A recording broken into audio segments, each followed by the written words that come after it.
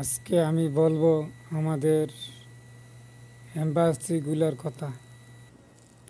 আমাদের এম্বাসিগুলা, মিডল ইস্টের যত এম্বাসিগুলো আছে, সব এম্বাসিগুলার ওদের যাদেরকে সরকারি কাজের জন্য নিয়োগ দিছে, মিডল ইস্টের যত এম্বাসিগুলো আছে, তারা কি করে তাদের সরকারি টাকা পায়া, রাষ্ট্রের থেকে সরকারি কোষারের টাকা নিয়ে তারা আমাদের এম্বাসিগুলা যতগুলা লোক মিডল ইস্টে আছে তাদেরকে বুঝছেন, তারা সরকারি পোশাকের টাকা খায়া তারা প্রতিবন্ধী হয়ে গেছে গে, অতিষ্ঠ হয়ে গেছে গে, মাসলুল হয়ে গেছে গে। ওরা সাওই তাবান হয়ে গেছে গে, ওরা মারি দিয়ে গেছে গে, ওদের খাসাসিয়া জিয়াদা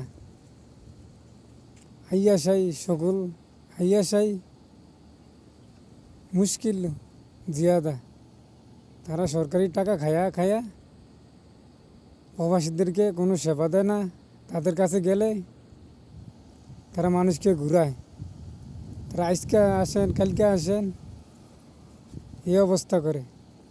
তাদের বেমার হয়ে গেছে গিয়া, তারা প্রবাসীদের টাকা খায়া প্রবাসীদেরকে সাহায্য করে না। আর অন্য দেশের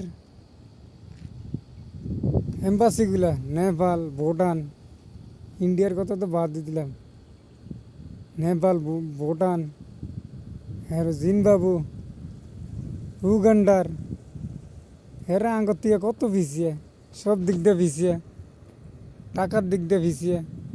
আর তারা কি সুযোগ সুবিধা পায় বিদেশ আসলে।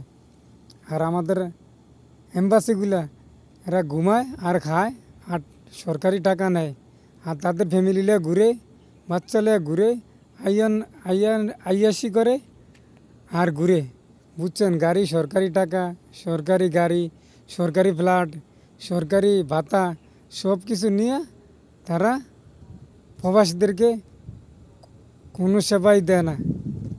এই যে আমাদের বাংলাদেশের এম্বাসির কারখানা, আমরা বাঙালি করে তো ভালো হয় না মানুষে, এই কারণে কোনো একটা সুযোগ সুবিধা দেয় না। মানুষের গেলে একজনের দ্বারা একটু ভেজাল হয়েছে, এর কাছে গিয়ে রিপোর্ট দিলে কোনো কিছুই জানে না। আরে ভাই, লাগছে আরে সরকারে দিছে বইয়া থাকতো আর খালি ঘুমাইতো আর খাইতো।